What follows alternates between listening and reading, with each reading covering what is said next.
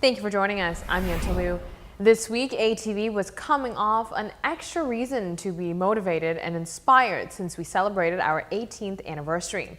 However, the momentum was quickly interrupted by a tragic news. ATV's truck that allows for the station to provide live broadcasting to our viewers burned down. This was Aruba's first live truck. It changed the era of television on the island and gave Team 15 the ability to report on location.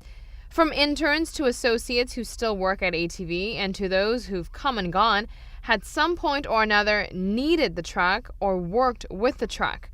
On Thursday morning at 9:45 a.m., October 2nd, 2014, the fire department and the police force were called to aid the flames. It was disheartening for all ATV team members to see the flames. After firefighters controlled the situation, police officers investigated the vehicle. Nothing is being ruled out regarding the cause of the fire. There are speculations that it could have been man-made, but there are no determined conclusions as of yet.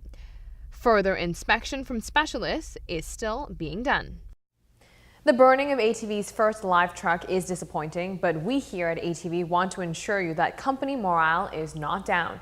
This is an obstacle and a bump to climb over. We wouldn't have been able to celebrate our 18 years without the community's support, and we continuously ask for that from everyone.